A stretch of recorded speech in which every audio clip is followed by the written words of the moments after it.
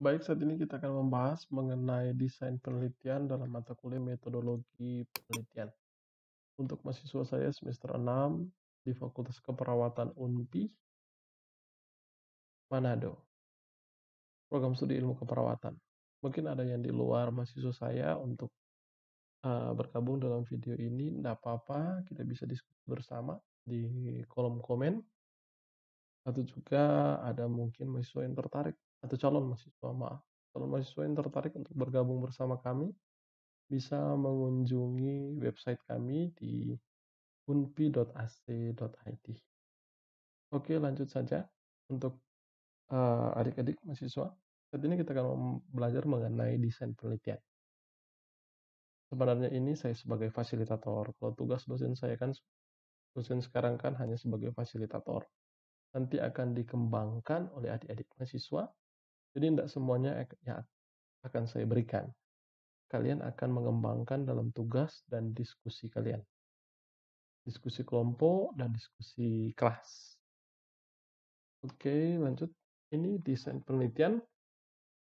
Desain penelitian terbagi dari dua kelompok besar. Dan di bawahnya lagi terbagi dari di bawahnya lagi ada pembagian-pembagian.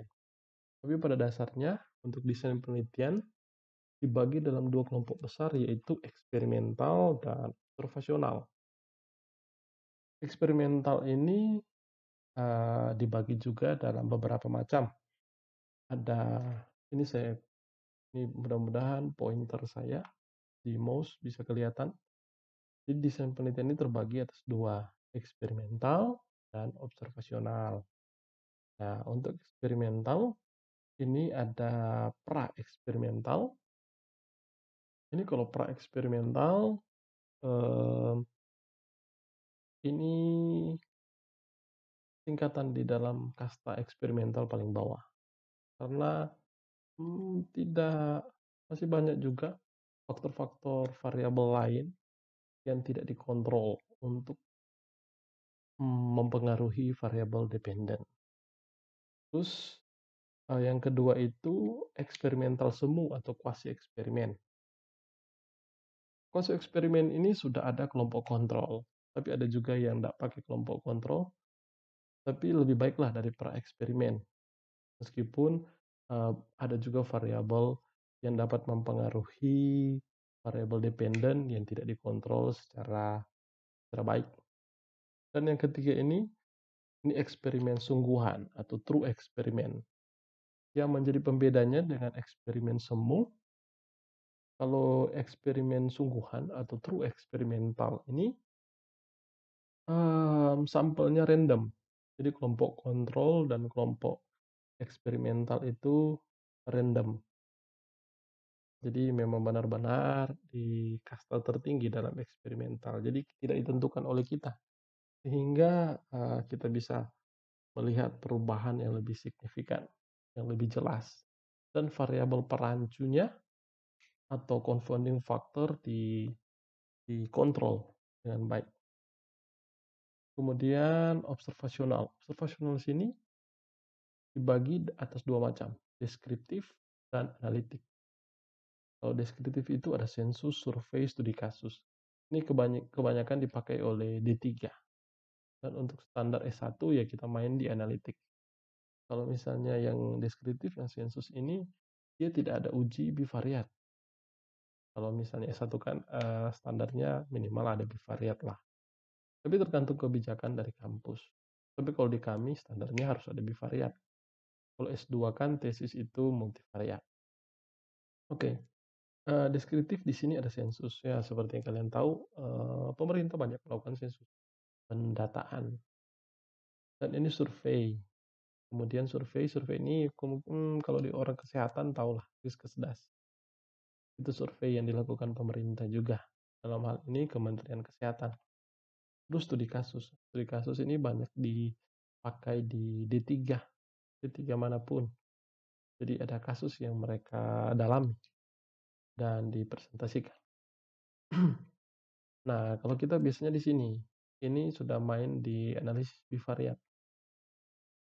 Desain seperti ini, tapi ada juga yang tergantung variabel kalau bisa mau sampai di multivariat tergantung.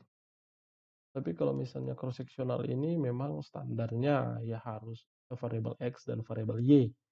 Berbeda dengan deskriptif, hanya satu variabel. Tapi kalau analitik harus ada dua variabel standar. Ini ada cross sectional, nanti akan jelaskan lebih jelas di slide selanjutnya. Case control, cohort. Cohort pun ada bentuk yang prospektif dan retrospektif. Tapi kita akan membahas sedikit lebih dalam ini di yang paling sering digunakan. Dan yang paling sering digunakan di kita di Fakultas Keperawatan, yaitu cross sectional, case control, sedikit cohort, dan eksperimental semu atau kuasi eksperimen. Jadi kita fokus pada 4 ini saja yang sering kita pakai.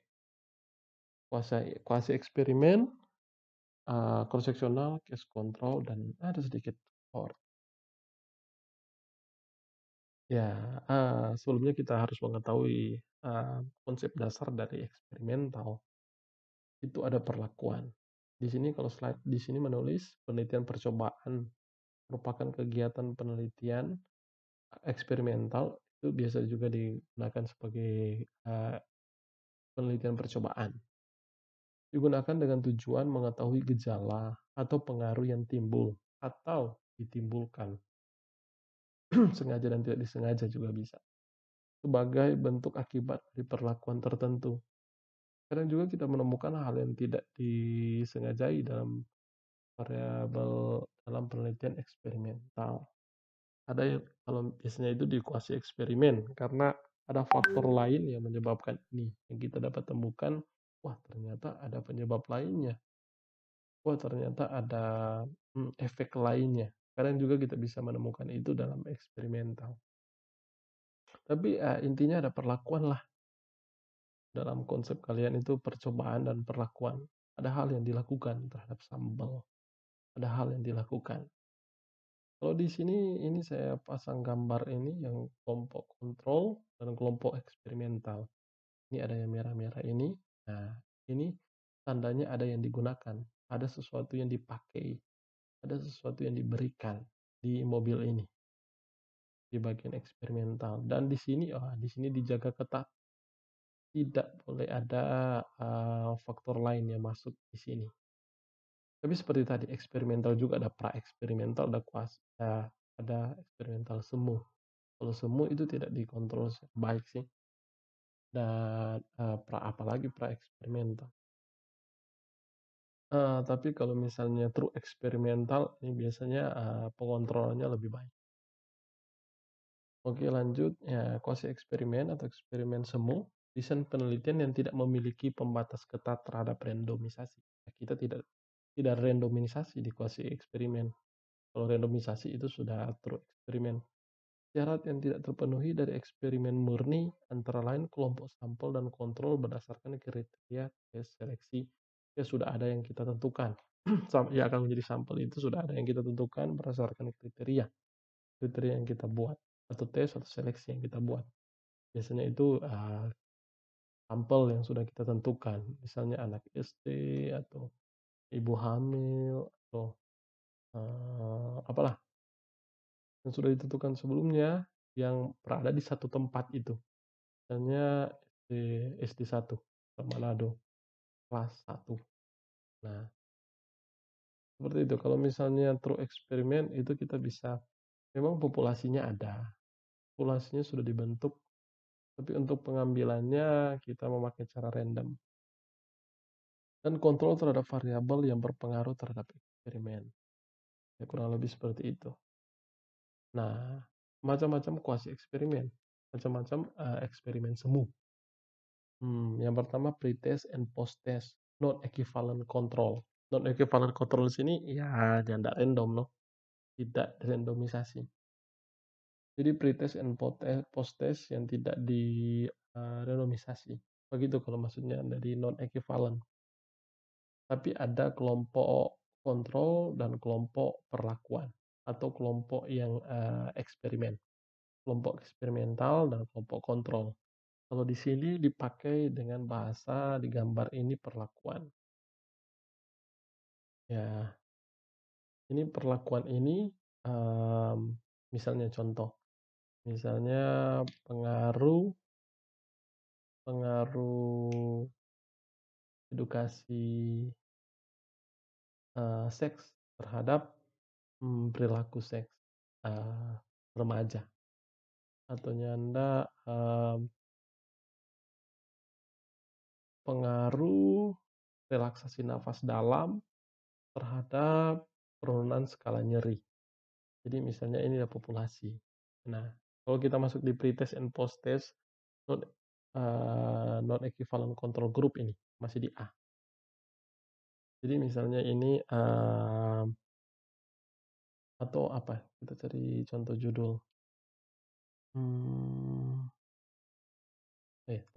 relaksasi nafas dalam, kita cari gampang-gampang saja. Jadi ini misalnya, pos operasi populasinya, pos operasi di rumah sakit A. Terus kita, di sini ada perlakuan. Perlakuan relaksasi nafas dalam, dan ada yang pos operasi nyanda baking relaksasi nafas dalam. Orang nyanda baking relaksasi nafas dalam di kelompok kontrol. Terus orang lihat, yang torang baking relaksasi nafas dalam, dorang skala nyeri bagaimana? Apakah naik atau turun? Begitu. Jadi ada efek positif, misalnya skala nyeri turun. Ada yang efek negatif. Jangan-jangan malahan dengan ada perlakuan, dengan ada relaksasi nafas dalam, nyerinya lebih parah. Nah, kita bandingkan dengan kontrol yang kita nggak bikin apa-apa. Tidak ada relaksasi nafas dalam di sini. Nah, tolong lihat. Yang nyanda bikin perlakuan relaksasi nafas dalam, apakah skala nyerinya turun atau skala nyerinya sama atau malahan naik.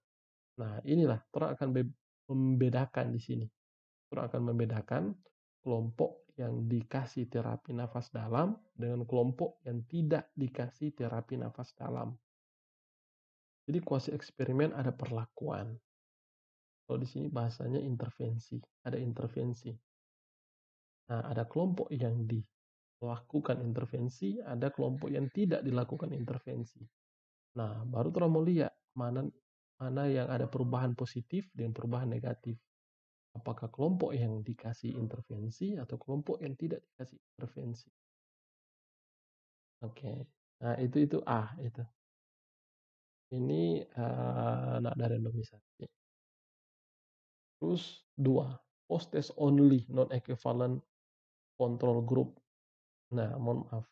Tadi saya lupa. Untuk pretest dan post test, jadi kita ada hasil pretest dulu. Jadi misalnya judul pengaruh relaksasi nafas dalam terhadap skala nyeri. Nah, sebelum dilakukan intervensi, ini kita balik ulang di A. Sebelum dilakukan intervensi, orang tes dulu DP skala nyeri. Orang tanya, dari skala 1 sampai 10, 1 sangat tidak sakit, 10 paling sakit. Ibu skala di mana? Nah, skala di 8. Baru orang membandingkan dengan post test. Ini post. Di muka sini so pos, yang di ujung ini so pos. Membandingkan di sini. DP skala nyeri setelah diintervensi apa? Naik atau turun? Mungkin perlakuan efek positif. Jadi dia berefek dan relaksasi nafas dalam. Setelah dilakukan relaksasi nafas dalam, dia jadi 3 DP skala nyeri. Yang awalnya tadi 8. Nah, itu yang pretest itu yang 8. Pretest itu yang 8. Nah, kalau misalnya di bagian B ini nggak ada pretest, hanya post test. Orang nggak tahu DP skala nyeri berapa sebelum relaksasi nafas dalam. Kalau bagian A ini, orang pretest dulu. Sebelum melakukan relaksasi nafas dalam, orang tanya, dia skala nyeri berapa? Setelah orang lakukan relaksasi nafas dalam, orang post test. Skala nyeri berapa? Jadi ada perbandingan sebelum dan sesudah. Tentunya dengan kelompok kontrol dan kelompok perlakuan. Tapi kalau misalnya di B, yang B ini, Yang post test only, nggak ada pretest. Orang nggak tahu sebelumnya, sebelum diintervensi, dia nyeri di skala berapa. Jelas, saya rasa sudah mengerti kan untuk pretest dan post test yang non-equivalent control group. Nah, ini pretest and post test without control. Ini yang paling rame dipakai mahasiswa. Jadi tidak ada kelompok kontrol. Kalau di gambar ini, itu merupakan ada kelompok kontrol. Itu di A dan B itu. Gambar ini adalah gambar yang mewakili A dan B. Meskipun di sini tidak ada, di gambar ini tidak ada pretest. Tapi konsepnya seperti ini. Ada yang di bawah ini. Saat ini dia akan datang. Nah, kalau di C ini tidak ada kelompok kontrol ini. Kebanyakan yang dipakai mahasiswa ini C ini. Jadi pre and post test without control. Memang lemah ini, lebih lemah. Karena tidak ada trauma bandingkan dengan kelompok yang tidak ada perlakuan. Tapi begitulah, mahasiswa kan lebih suka cari-cari yang lebih mudah. Jadi pre-test and post-test without control sama seperti penjelasan tadi, bedanya dia tidak ada kelompok kontrol ini yang digambar ini, tidak ada. Jadi dia pre-test dulu. Trom masih pakai judul pengaruh relaksasi nafas dalam terhadap skala nyeri. Nah, dia pre-test dulu, Trom bahas yang C. Dia pre-test sebelum relaksasi nafas dalam. Jadi skalanya 1 sampai 10 berapa, Ibu? Nah, contoh 9. Terus Trom bikin relaksasi nafas dalam. Sekarang Trom post test. Kalau nyeri setelah relaksasi nafas dalam berapa, Bu? 2. Turun jauh tuh. Nah, itulah pre and post test without control. Berarti ada pengaruh dong relaksasi nafas dalam. Karena setelah relaksasi nafas dalam, dia skala nyeri turun. Tapi kalau misalnya Trom pre misalnya 7, pre-test DP skala nyeri 7. Terus Trom bikin intervensi. Ini Trom masih bahas di C nih. Trom post test. Trom intervensikan relaksasi nafas dalam. Setelah relaksasi nafas dalam, berapa, Bu? 7. Wah, berarti tidak ada pengaruh. Teknik relaksasi nafas dalam tidak ada pengaruh. Berarti kalau misalnya dalam kasus seperti itu. Nah, tugas kita untuk mencari tahu itu kan. Cuma sayangnya tidak ada kelompok kontrol di sini. Di C sini. Dan kemudian di D. Di D ini time series. Time series itu perlakuannya itu bukan hanya satu kali. Jadi time series maksudnya itu perlakuannya ada 2, 3, 4, 5 kali. Tergantung dari teori yang kalian kembangkan untuk melakukan penelitian. Oh, mungkin 3 kali atau 4 kali baru dia ada perubahan. Nah, itulah time series. Jadi ada perlakuan terus baru dilihat efek positif atau negatif. Tapi perlakuannya berapa kali. Tidak hanya satu kali. Tapi konsep pemikirannya sama. Jadi ada perlakuan tanpa randomisasi. Karena kuasi eksperimen, bukan eksperimen murni. Saya rasa mengerti ya slide ini. Kalau tidak ya lanjutkan di diskusi. Nah, penelitian observasional seperti yang saya bilang tadi ini paling sering dipakai. Jadi ada cross sectional atau istilah lain potong lintang, ada cohort, ada kasus kontrol, ya bahasa Inggrisnya case control. Di sini penjelasannya kalau cross sectional. Ini terima kasih juga saya mau sampaikan. Ini saya dapat gambar-gambar dari Google. Dan untuk teori-teori saya pakai di mana buku saya ini. Di riset dasar keperawatan, kalau nggak salah Dewi ya penulisnya. Nah, di sini ditulis potong lintang cross sectional atau paparan dan outcome pada masa sekarang. Ini diambil secara bersamaan. Nanti saya akan jelaskan lebih lanjut. Kalau cohort, paparan pada masa sekarang, outcome-nya pada masa depan. Nanti dijelaskan sebentar. Kasus kontrol, case kontrol, paparan pada masa lalu, DP outcome pada masa sekarang. Ini langsung saya jelaskan untuk rancangan penelitian cross seksional populasi atau sampel Terus faktor risiko positif dan faktor risiko negatif. Jadi ini diambil dalam waktu yang bersamaan untuk menilai paparan dan efek, maaf, iya paparan dan efek, saat ini yang sementara terjadi pada saat Ngoni ambil itu data.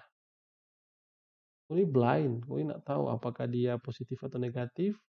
Untuk faktor risiko, maksudnya untuk misalnya kita contoh judul supaya lebih gampang. Ini seperti tadi ini, paparan dan outcome. Jadi misalnya hubungan asupan energi dengan obesitas. Asupan energi ini yang paparan dan, outcome-nya obesitas. Jadi, obesitas berdasarkan hipotesisnya dipengaruhi dari asupan energi. Nah, misalnya seperti itu. Asupan energi dapat mempengaruhi, terjadinya obesitas. Jadi obesitas terjadi karena asupan energi, ya. Paparannya asupan energi, outcome-nya obesitas. Nah, kalian, misalnya di SMA Negeri 1 Manado.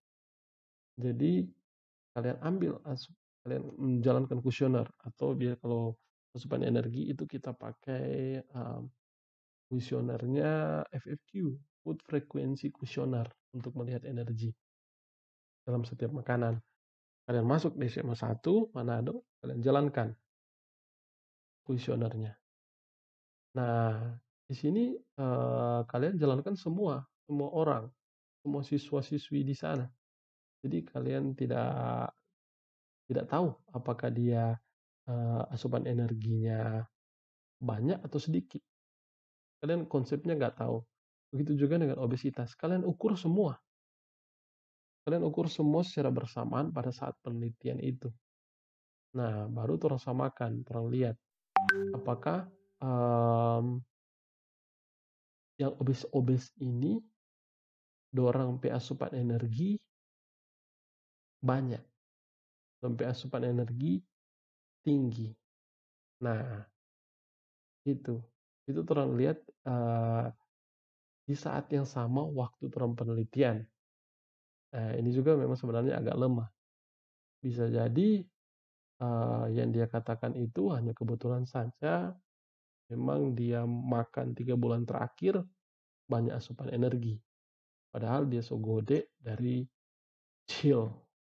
Nah, bisa jadi, ada faktor lain. Nah, tentunya Anda so gede dari 2-3 tahun yang lalu. Tapi yang kalian temukan dalam FFQ cuma makanan 3 sampai 6 bulan. Tapi karena saat itu, hari itu yang kalian temukan energinya banyak, ya secara statistik ada hubungan antara asupan energi dengan obesitas. Ya, kita hanya melihat pada saat itu saja, pada saat yang kita teliti, di waktu yang kita teliti. Itulah cross-seksional.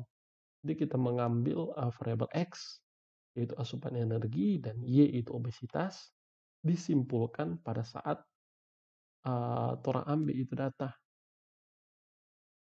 Torang ambil secara bersamaan dan disimpulkan berdasarkan data hari itu yang torang ambil.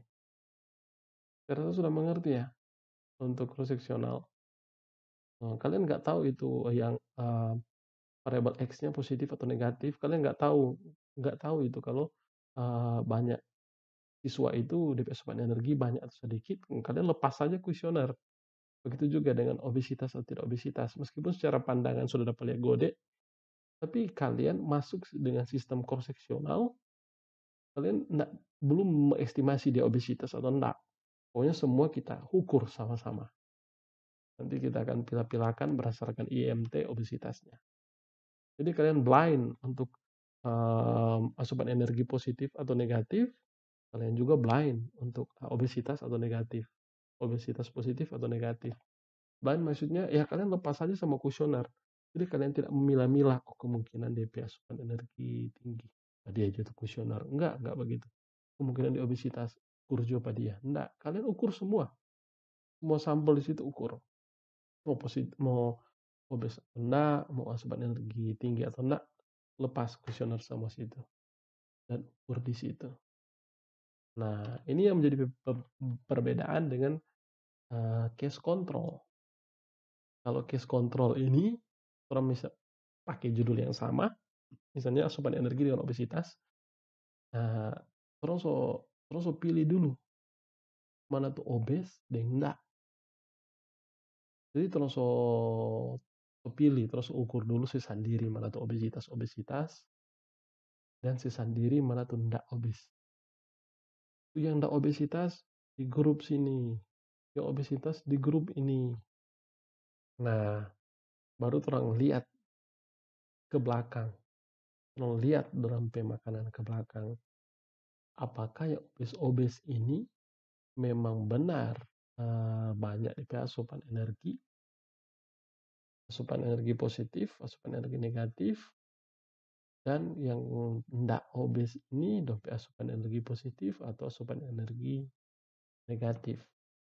Jadi ini efek kok ini. Yang di kanan efek, yang kasus, yang di bawah ini paparan, yang kiri ini paparan. Nah, kalau ini efek yang nyanda obes. Ini kalau ini efek obes. Terus terang mundur ke belakang, DP paparan positif atau paparan negatif. Yang DP efek nyanda obes, paparan positif atau paparan negatif. Jadi orang lihat ke belakang. Apakah ternyata obes ini bisa jadi dorang asupan energi sedikit-sedikit. Sedangkan yang tidak obes, yang kelompok kontrol, dorang asupan energi tinggi.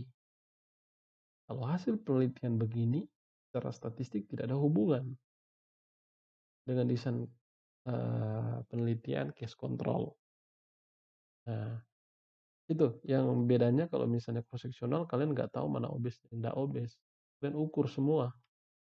Tapi kalau misalnya case control, kalian sudah tahu kalau ada yang obes, ada yang tidak obes. Terus kalian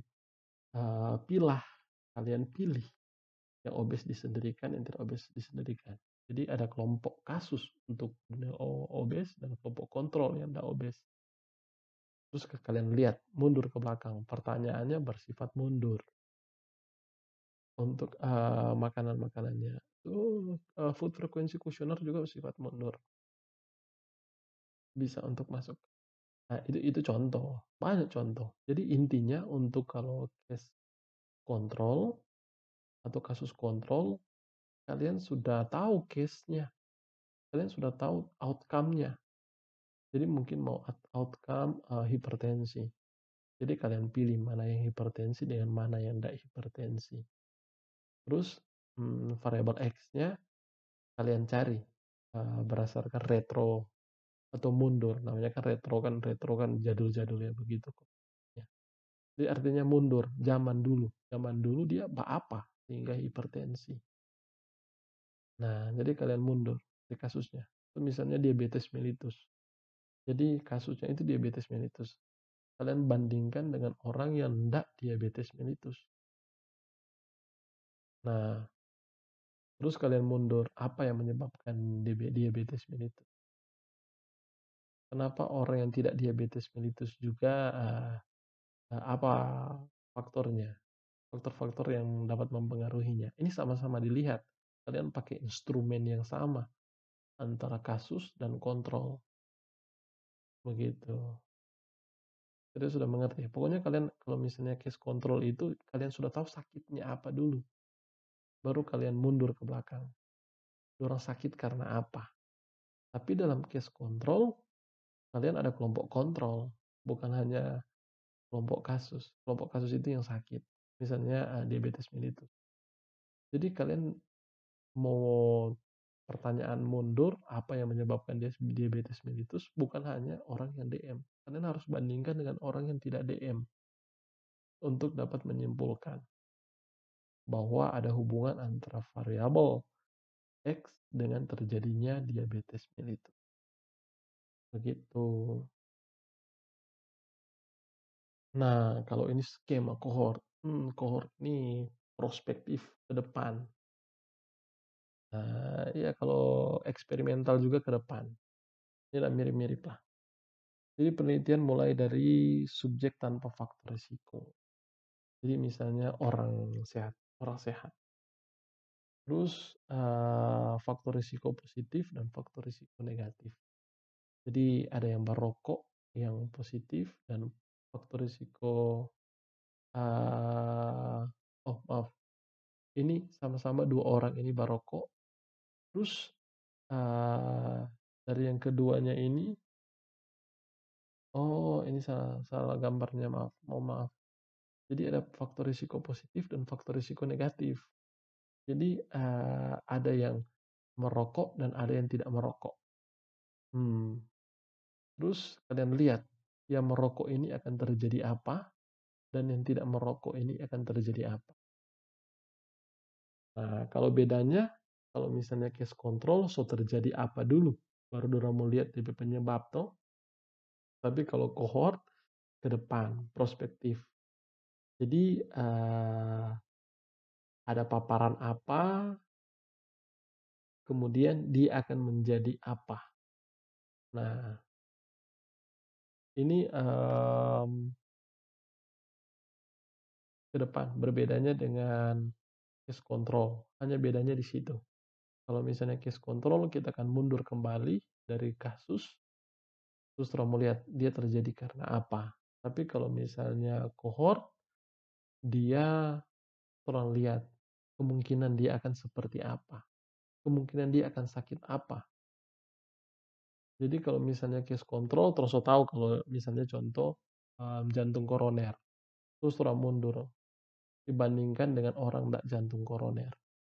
Apakah dia karena rokok atau tidak? Kalau misalnya positif, ternyata jantung koroner yang kelompok kasus itu, orang yang sakit yang kelompok kasus itu yang sakit-sakit jantung koroner, ternyata orang banyak pang barokok. Sedangkan yang enggak, sedangkan yang nyanda yang enggak sakit jantung koroner, orang kotek nyanda pang barokok. Nah, berarti secara statistik kalau diuji nanti pasti akan ada hubungan antara rokok dengan jantung koroner. Tapi terus pilih dulu kalau misalnya case control. Terus tahu dulu mana mana yang jantung koroner, mana yang tidak jantung koroner. Berbedanya di sini, orang belum tahu bahwa kita balik di sini. Paparan pada paparan pada masa sekarang, outcome pada masa depan. Jadi orang belum tahu DP outcome. Nah, di sini. Ini sama dengan ini, DP outcome orang belum tahu. Tapi kalau misalnya case control terus tahu DP outcome, terus tahu DP sakit. Tapi kalau misalnya cohort tidak. Jadi ini mulai subjek tanpa faktor risiko dan tanpa efek. Terus kemudian ada efek, ada efek positif, ada efek negatif sebenarnya di sini. Terus kita lihat yang efek positif itu dia ya misalnya yang barokok sini positif jantung koroner atau tidak jantung koroner. Terus yang tidak barokok positif jantung koroner atau negatif jantung koroner. Nah, seperti itu. Jadi kalau misalnya case control terus tahu dulu, terus mulai dari sini.